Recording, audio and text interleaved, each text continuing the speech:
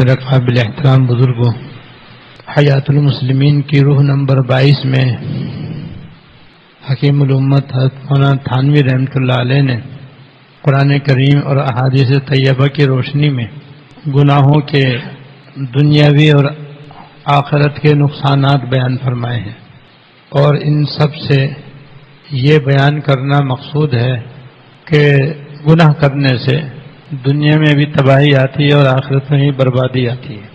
اگر ہم چاہتے ہیں کہ دنیا میں بھی عزت سے رہیں، عافیت سے رہیں، راحت سے رہیں، اور آخرت میں بھی ہمیں کوئی عذاب نہ ہو، قبر میں بھی کوئی تکلیف نہ ہو، تو اس کا واحد حل یہ ہے کہ گناہوں سے بچیں۔ جتنا کوئی گناہوں سے بچے گا اتنا ہی زیادہ وہ عافیت پائے گا۔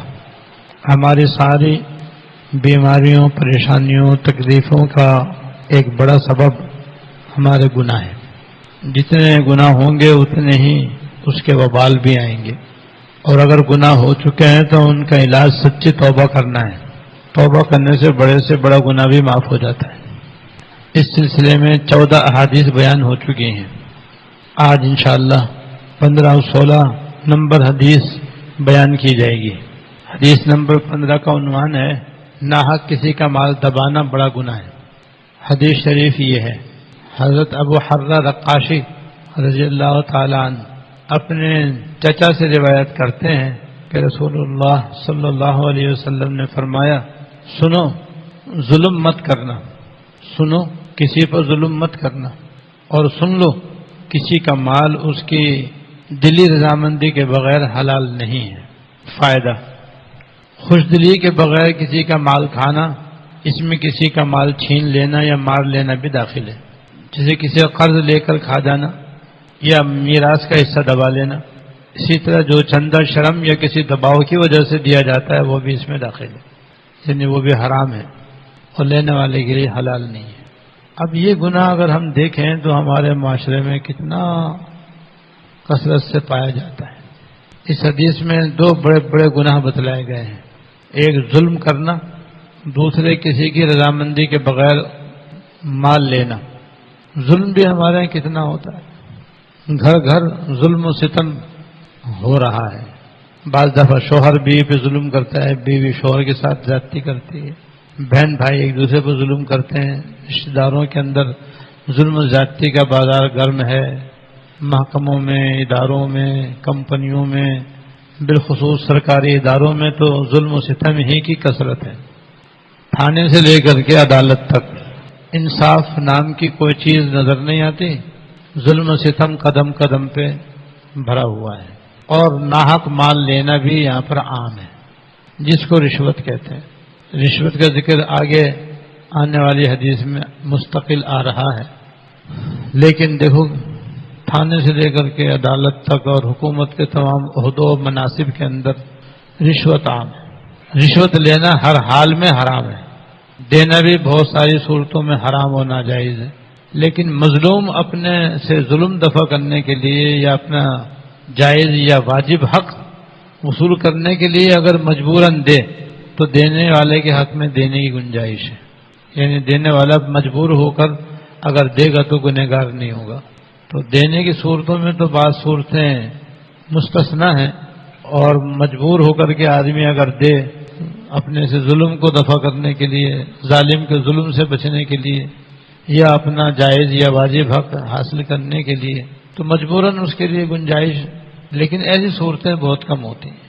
زیادہ تر تو دینے والے بھی ناجائز دیتے ہیں، جیسے کوئی نفع اور فائدہ حاصل کرنے کے لیے دے، یا اپنا کوئی ناجائز کام یعنی غیر قانونی کام کرانے کے لیے دے، اکثر اس کے لیے رشوت دی جاتی ہے، تو دینے والے کے لیے بھی دینا حرام ہے اور ناجائز ہے۔ تو سرکاری محکموں میں بے پناہ ظلم ہوتا ہے، بے اندازہ ظلم و زیادتی ہوتی ہے، صاحب حق کو آسانی سے حق نہیں ملتا، بعض دفعہ رشوت دے کر کے بھی نہیں ملتا، رشوت پہ رشوت دینی پڑتی ہے، یہاں تک کہ جج تک کو رشوت دی جاتی ہے اپنے حق میں فیصلہ کرانے کے لیے۔ تو دونوں گناہ ہمارے دور کی عدالتوں کے اندر اکثر پائے جاتے ہیں۔ ظلم بھی بے انتہا، جس کی بے شمار صورتیں، کتنے مرد، عورت، بچے محض بلا کسی جرم کے ناحق جیلوں کے اندر، تھانوں کے اندر بند کبھی زیادتی کوئی کرتا ہے، پٹائی کسی کی کر دیتے ہیں، حق کوئی مارتا ہے اور بند کوئی کسی اور کو کر دیا جاتا ہے۔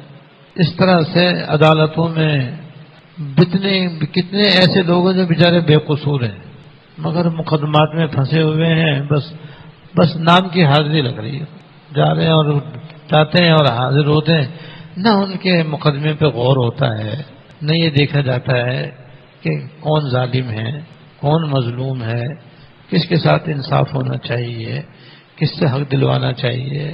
اندھیر نگری چوپٹ راجا والا معاملہ ہے، جو پیسے کھلاتے بس اس کی عدالت ہے، جو جا کے تھانے میں پیسے بھر دے بس وہ چاہے چور ہی کیوں نہ ہو، جس کی چوری کی ہے وہ چور ہو گیا، جس نے چوری کی ہے وہ مالک بن گیا۔ تو ظلم بھی ہے اور رشوت بھی ہے، ظلم بھی ہے اور ساتھ ساتھ ناحق مال لینا بھی ہے۔ تو ناحق مال کھانا، کسی کا مال دبانا، یہ اس قدر عام ہے کہ بس الامان والحفیظ، جگہ جگہ جگہ جگہ، بس بات ہے کہ مجموعی طور پر ہم سارے ہی اس گناہ کے اندر مبتلا ہیں۔ لہذا حکومت بھی تو عوام کی ہوتی ہے، عوام سے لے کر کے حکومت تک، اور ان تمام سرکاری اور غیر سرکاری اداروں کے اندر شاذ و نادر کہیں انصاف ہوگا، عدل ہوگا، ظلم و ستم سے بچاؤ ہوگا، ورنہ ظلم و زیادتی عام اور ناحق مال کھانا عام۔ صرف کسی جگہ آدمی کو نوکری لینی ہو تو نوکری لینے کے لیے کتنے لاکھوں روپے اسے خرچ کرنے پڑتے ہیں۔ جو وہ لاکھوں روپے دے کر کے کسی عہدے پر آئے گا تو پھر وہ کروڑوں وہاں سے کمائے گا، کیونکہ یہ سب عہدے جو ہیں سارے دنیا کمانے کا ذریعہ بنے ہیں، خدمت کا تو کھانا ہے نہیں کہ بھئی قوم کی اور ملک کی خدمت کرنی ہے۔ الفاظ تو بہت ہیں، ملک و ملت کی خدمت کے الفاظ تو بہت ہیں، ان الفاظ کے اندر ہی ڈاکہ اور چوری ہے، ظلم ہے اور رشوت ہے، اور یہ اللہ بچائے کہ ظلم بھی حرام اور کسی کا ناحق مال کھانا بھی حرام۔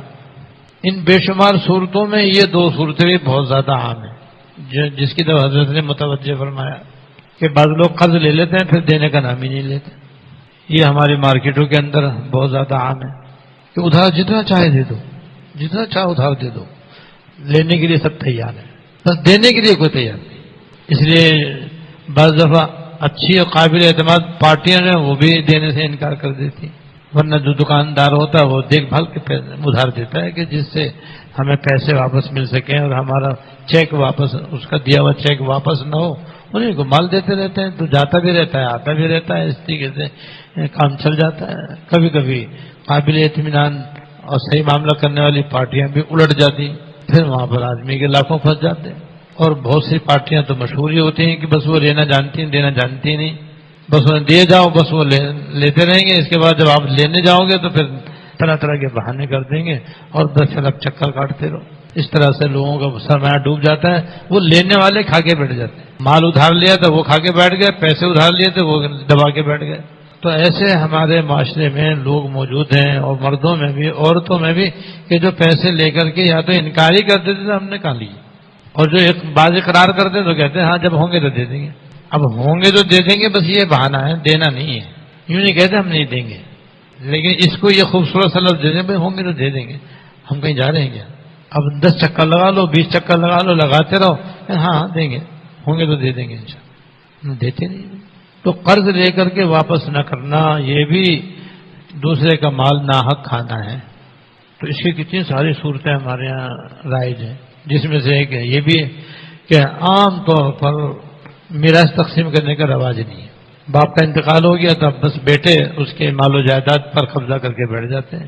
ماں باپ کی زندگی سے جو لوگ قابض تھے وہی پھر مرنے کے بعد قبضہ کیے بیٹھے رہتے ہیں۔ ماں باپ کی زندگی میں جو لڑکے قابض نہیں تھے وہ پھر مانگتے رہتے ہیں۔ رہی عورتیں جس میں ماں بھی ہے، بیوی بھی ہے، بیٹیاں بھی ہیں، بہنیں بھی، انہیں تو کون دیتا ہے؟ ان کو، ان بیچاریوں کو تو سدا سے ان پہ یہ ظلم ہوتا چلا آ رہا ہے کہ انہیں وراثت میں سے حصہ نہیں دیا جاتا۔ اگر کوئی بیچاری بہن اگر کہے بھی کہ بھائی میرا بھی تو حصہ ہے، تو ایک ہی جواب ملے گا، حصہ چاہیے بھائی چاہیے۔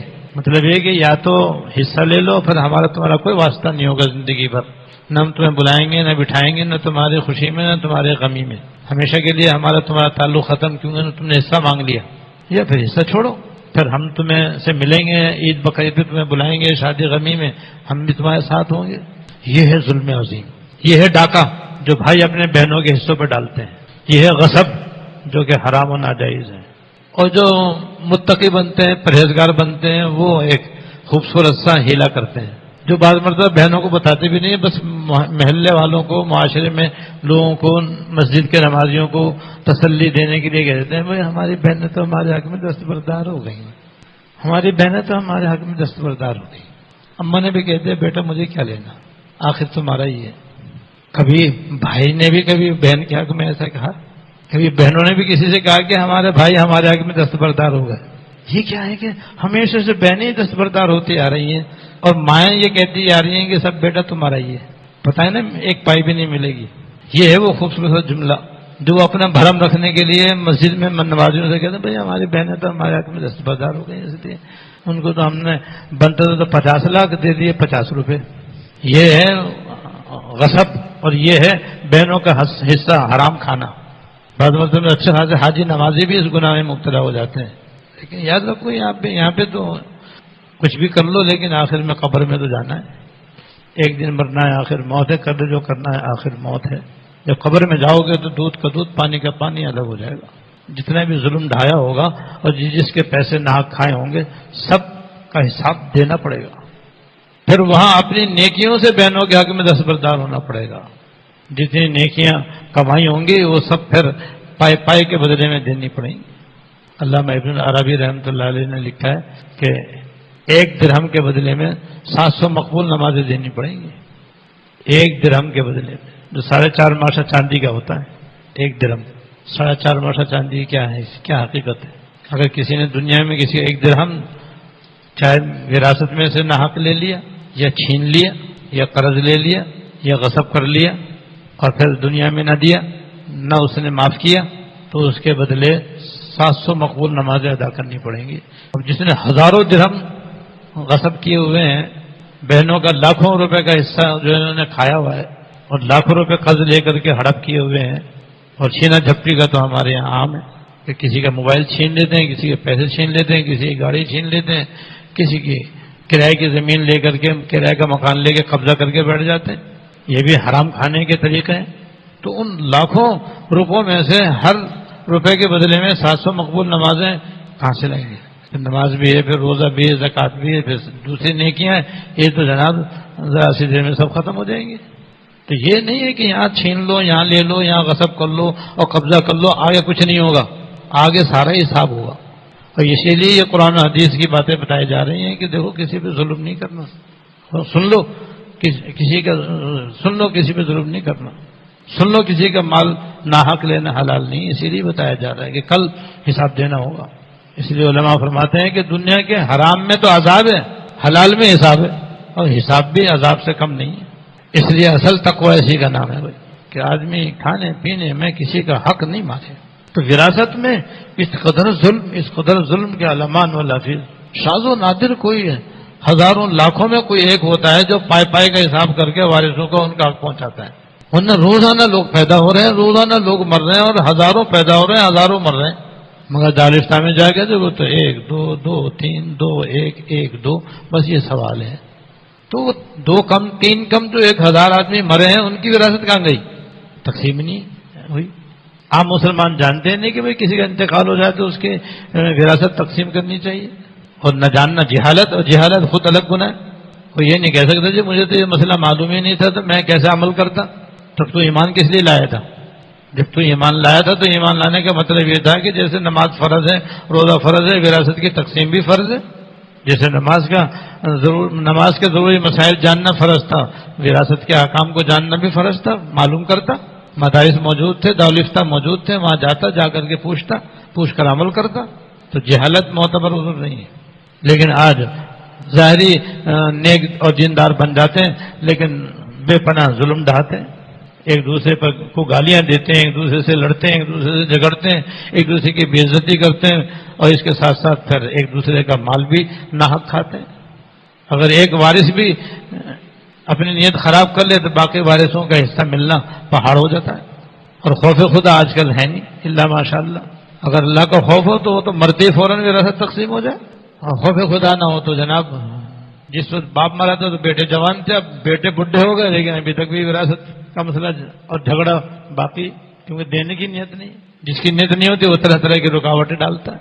بہرحال قرض لے کر کھا جانا اور دبا لینا، اسی طریقے سے وراثت تقسیم نہ کرنا اور ناحق مالی وراثت کھانا، جس میں بعض مرتبہ یتیموں کا مال بھی ہوتا ہے۔ تو اللہ تعالیٰ نے اس آیت میں فرما دی جو میں نے خطبے کے بعد پڑھی تھی، ان الذین یاکلون اموال الیتامی، بلا شبہ جو لوگ یتیموں کا مال ناحق کھاتے ہیں، الذین یاکلون فی بطونہم نارا، وہ اپنے پیٹ میں آگ بھر رہے ہیں، اور عنقریب یعنی مرنے کے بعد جہنم کے دہکتی ہوئی آگ کے اندر داخل ہوں گے۔ جہنم کا عذاب الگ ہے اور نیکیاں دینے کا حساب الگ ہے اور اس کا وبال الگ ہے۔ اس لیے کسی کا مال چھیننا تو بہت دور کی بات ہے، اس کی اجازت کے بغیر استعمال کرنا بھی حرام ہے۔ یہ کہہ رہا ہوں یہ ہمارے ماحول میں اس میں بڑی کوتاہی ہوتی ہے۔ کسی گھڑی رکھی ہے بغیر پوچھے اپنے ہاتھ میں باندھ لیجیے اور گھومنے چلے گئے، وہ پریشان ہے بیچارہ، پھر نہیں کہاں چلے گی۔ کسی کی استری رکھی ہے جناب بغیر پوچھے استعمال کر دی، جلا کے رکھ دی۔ کسی کے برتن اٹھایا اور اپنے استعمال میں لے لیا، اس کو بتایا بھی نہیں، اجازت بھی نہیں لی۔ کسی کی کتاب چرا لی، کسی کی کاپی چرا لی، کسی کی شرح اٹھا لی، یہ ہمارے ایریے میں ایسا ہو جاتا ہے۔ کسی کی اجازت کے بغیر اسی کتاب اٹھا کے پڑھنا بھی جائز نہیں ہے۔ کسی کی شرح لے کر کے غائب کر لینا اور امتحان کی تیاری کر لینا اور اس کو پریشان کر دینا حرام ہے۔ لہذا اصل تقوی اس کا نام ہے، اصل دینداری ہمارے اندر یہ ہونی چاہیے کہ کسی کی کوئی چیز اس کی خوشدلی کے بغیر ہمارے استعمال میں نہ آئے، نہ کھانے کی، نہ پینے کی، نہ پہننے کی، نہ استعمال کرنے کی، نہ پیسے، نہ گھڑی، نہ قلم، نہ کوئی اور چیز، اور قطعاً کسی کی کوئی چیز جو اس کی اجازت نہ ہو ہمارے استعمال میں نہ آئے۔ ایک اور بات حضرت نے فرمائی، جو چندہ زبردستی اور شرما حضوری میں لیا جاتا ہے وہ بھی حرام ہے۔ یہ بعض مسجد کی تعمیر میں، مدرسے کی تعمیر میں یا کسی رفائی کام کے اندر یہ زبردستی کا چندہ ہو جاتا ہے۔ برادری کے اندر کوئی کمیٹی بنی ہوئی ہے یا کسی محلے میں ایک رفائی تنظیم بنی ہوئی ہے اور پھر وہ لوگوں سے چندہ کرتی ہے تاکہ اس سے اجتماعی کام کرائے جائیں۔ تو پہلے بھی بہت ہو چکا ہے، آج کل بھی ہوتا رہتا ہے، عموماً جبری چندہ ہوتا ہے، زبردستی لیا جاتا ہے، جیسے فطرہ زبردستی لیا جاتا ہے، زکوٰۃ زبردستی لی جاتی ہے، بعض جگہ قربانی کھالیں زبردستی لی جاتی ہیں۔ ایسے ہی چندہ بھی جس کو آج کل بھتہ کہتے ہیں، جبری بھتہ، دھونس جمع کر کے کہ دے دو ورنہ پھر کل پتہ چل جائے گا تم کو، تو آدمی ڈر کے مارے پیسے دے دیتا ہے۔ عام ہے دیکھو یہ ہمارے یہاں مختلف جماعتیں یہ حرکت کرتی رہتی ہیں۔ یہ حرام اور خالص حرام ہے، ظلم ہے، خالص ظلم ہے یہ۔ اب لوگ اپنی جان بچانے کے لیے مجبور ہوتے ہیں دینے پر، ایک جماعت چلی جاتی ہے، دوسری جماعت آتی ہے، وہ اپنا ظلم ڈھانا شروع کر دیتی ہے اور وہ دھون جمانا شروع کر دیتی ہے، دھمکیاں دینا شروع کر دیتی ہے اور زبردستی لوگوں سے پیسے لینا شروع کر دیتی ہے۔ اب لوگ اپنی عزت بچانے کے لیے، اپنی جان بچانے کے لیے کرتے ہیں۔ باقی چھینا جھپٹی تو آپ کو پتا کتنی عام ہے، کہ موبائل چھیننا عام ہے اور گاڑیاں چھیننا عام ہے، پیسے لے لینا عام ہے۔ یہ سارے وہ ہیں جن کو ظلم بھی کہتے ہیں، جس کو حرام خوری بھی کہتے ہیں، اور یہ سب ناجائز ہے۔ یہ جو مدرسوں کے لیے، مسجد کے لیے بھی جو چندہ جاتا ہے اس میں بھی بعض دفعہ زبردستی کی جاتی ہے۔ زبردستی کے مختلف طریقے ہیں، جن میں سے ایک یہ بھی ہے کہ کمیٹی کے افراد جو کہ محلے کے لوگ ہوتے ہیں، معزز لوگ ہوتے ہیں، وہ سب مل کر کے جاتے ہیں اور پھر دکاندار کے پاس جا کر بیٹھ جاتے ہیں، کہتے ہیں ہمیں مسجد کے لیے تو 5,000 روپے چاہیے۔ اب وہ ان سب کو دیکھ کر کے بھائی کیا کروں، اگر یہ نہ آتے تو 500 روپے دیتا، اب یہ سب آ گئے تو اب ان کو دیکھ کر کے اسے ان کے سامنے اس کو مجبور ہو کر 5,000 روپے دینے پڑ رہے ہیں۔ اور اگر وہ 1,000 روپے دے تو کہتے ہیں یہ کیا دے رہا ہے بھائی، ہم اس کے لیے آئے تو ہم ہی دے دیں گے۔ یہ جو کہہ رہے ہیں نا یہ زبردستی کر رہے ہیں اور اس کا گلا کاٹ رہے ہیں، 4,000 اس سے زبردستی اضافی لے رہے ہیں، یہ چندے میں زبردستی، اور یہ حرام اور قطعاً حرام ہے، کیونکہ وہ خوشدلی سے تو نہیں دے رہا نا، وہ خوشدلی سے تو 500 روپے دیتا۔ اب یہ آئے انہوں نے زور دیا، اب زور دینے کی بنا پر اب مجبور ہو کر اس نے 4,500 روپے اپنی عزت رکھنے کے لیے ان کو دے دیے۔ اب ان کا مسجد میں لگانا بھی حرام ہے، مدرسے میں لگانا بھی حرام ہے، اور قوم برادری کے پیٹ بھرنے کے لیے بھی استعمال کرنا حرام ہے، رفائی کاموں کے اندر بھی استعمال کرنا حرام ہے۔ اس لیے چندوں کے اندر بھی کسی قسم کا جبر جائز نہیں ہے، کیوں؟ خوشدلی سے نہیں ہے۔ مسلمان کا مال تو خوشدلی سے حلال ہوتا ہے، بغیر خوشدلی کے تو حرام ہے۔ تو یہ چندہ حالانکہ نیک کام کے لیے ہے، یہ تب بھی حرام ہے۔ اور ایسے نیک کام میں اللہ تعالیٰ بس حلال قبول فرماتے، حرام قبول ہی نہیں فرماتے، تو فائدہ کیا ہوا ہے ایسے چندہ کرنے کا؟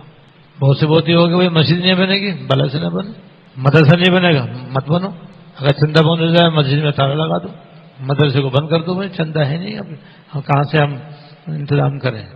تو پھر خود ہی یہ لوگ چندہ دینا شروع کر دیں گے، پھر وہ خود دلی سے آئے گا۔ لیکن زبردستی ظلم کرنا اور زبردستی چندہ کرنا یہ جائز نہیں ہے۔